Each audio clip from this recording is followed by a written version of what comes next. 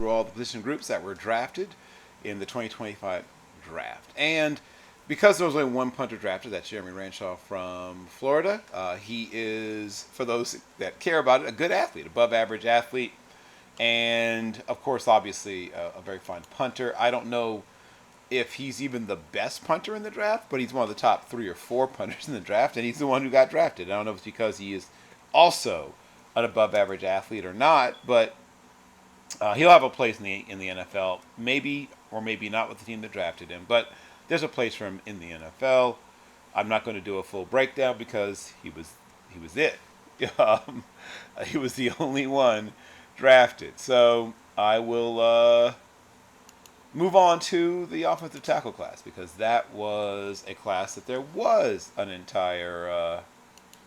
But last thing, of course, like so many of them, a player who grew up obviously playing in Australia, like it seems like most of them.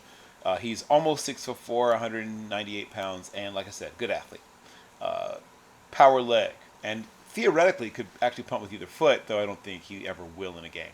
Now to the offensive tackle group, since that's a very large and very diverse group. And also, shout out to Quinn Ewers. I think I forgot to mention during my quarterback breakdown. I would not have guessed that he would be the last quarterback off the board. I thought there would be, like, if you told me that Graham Mertz would go ahead of Quinn Ewers, I would say, perhaps you should go back and look at both of those guys playing football. But arm strength, right? Once again, they decided to go with arm strength over tape. Curtis Rourke and Cam Miller are also 2 guys I think have chances to stick around as high-level backups that I want to make sure I mention as well amongst the quarterback group. Now, really, seriously, I'm going to break down the tackles. I know there's all this concern about the 32 and 5/8 inch arms for Will Campbell. Is it the 3/8 of an inch that's throwing you off? Once again, go back to tape. Does he get abused a couple of times by Landon Jackson? Does he have a couple of other snaps against high-level pass rushers that concern you? Yes. Guess what? That's going to happen to him occasionally because everyone's going to get got if you play in the NFL. It's going to happen to him too, but don't let that 3/8 of an inch. I love analytics, right? But don't let that 3/8 of an inch have you throw the baby out with the bathwater. Armand Mimbu, shorter but long arms, right? 34-inch. Moves well. He might end up kicking inside the guard, possibly, but I think he's able to stay a tackle as well. Terrific right now in the run game. Pretty good in the passing game. And for value amongst the early guys to go off the board, I love the Kelvin Banks pick. Once again, someone who can probably play guard if you really wanted him to, but I think he can be a tackle, even a left tackle at a high level. The first 3 are players I truly feel can be left tackles and left tackles for 8 to 10 years in the NFL.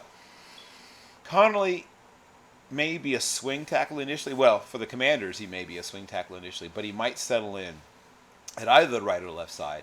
Simmons is going to probably see the field immediately for the Chiefs. For those who hadn't heard, the Chiefs have had some problems at the tackle position recently.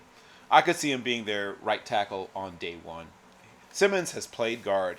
That's what you love about him, right? Because he can play any position except probably center along the offensive line at a high level. He has immediate and long-term value. This is the young man next at pick 48 going to the Texans. I want to sort of circle and put a star beside. If someone said in 10 years who might be the best of the whole group, I won't be at all surprised if the best of all of the tackles in this class turns out to, down the road, be Ariante Essery. Things about him. Well, first of all, he's very large, right? One of the larger tackles in the group, but also his movement, his combination of movement skills and size is probably the most special. Now, he's also more raw than the guys that went ahead of him, which is why they went ahead of him. But if you have 3 to 5 years, probably 3 years, before you have to have someone be your starting left tackle, Essery could be the guy that in 2 or 3 years is out there playing at an all-pro level. I could see him being an all-pro 2 or 3 times in his career. And the only other person I feel that strongly about is probably Will Campbell. But Campbell, of course, is a very different kind of prospect. Then if you just want, what I call the Luke Cage of the group, right? The person that you would have wear a tight spandex outfit, it's Anthony Belton. He is a very large man also, but very well put together. He's not soft at all. Huge, powerful man. And what probably right now, and maybe even for the length of his career, better against the run than as a defender against pass rushers. But large and powerful, large and in charge. Then another right tackle type is Ozzy Trapillo, and Trapillo he's not a poor athlete, but he's not a special athlete. And once again, that's why he's going where he's going. He goes to the Bears at 56, and he's, like I said, he's a good enough athlete, but he doesn't quite give you the movement skills of some of the other players. And then next we come to Emory Jones. Now, of all the people I've talked about, all the ones to this point are people I truly believe will probably end up playing tackle. The first person I could see perhaps kicking inside, and I think it might be the best fit, is probably Emory Jones. Now, I think he can play right tackle, particularly for a run-heavy team, and the Ravens still run the ball a fair amount. But if you said, of this group to this point, pick the one that ends up spending most of his career inside, it's probably Jones. Powerful. Once again, he and Campbell are really good friends, and you can see why. They're both really trustworthy, solid young men. Got to speak to both of them at the Combine. I really am impressed by Emory Jones. I think that he might be better suited either to being in a system where he gets some help sometimes against elite-level pass rushers or where he kicks inside. Caleb Rogers, the Raiders have a type, right? They kind of rolled the dice a little bit. I think that he might end up working out. And once again, in terms of raw talent, there's more than enough of that there to allow him to play at a high level. His developmental arc will be a little steeper than some of the others. There's things he just hasn't been asked to do, quite frankly. That's some of the guys have been asked to do. The guys from LSU, the guys from Minnesota, right? There's things he hasn't done. Even Oregon, there's things he has not done. So he's a little raw, but talent's there. Now, people say that Charles Grant's the raw one. And I say, no, he's not. Like, I don't know why people assume that just because you play at the FCS that you have to be running a simpler scheme. He's done gap and zone. He's done stuff where he's been asked to pull. Like, he's done most of the things that the other guys have done. Don't assume he's raw because he comes from the FCS. He's seen some elite-level pass rushers, not a bunch, but a couple, and he handled them for the most part. High-level wrestler in high school. And you'll often see that with centers and guards. You don't see it as often with tackles. I love that he is this. People bring up, DeBrickashaw Ferguson because of the state of Virginia and things like that. I don't think he's quite that.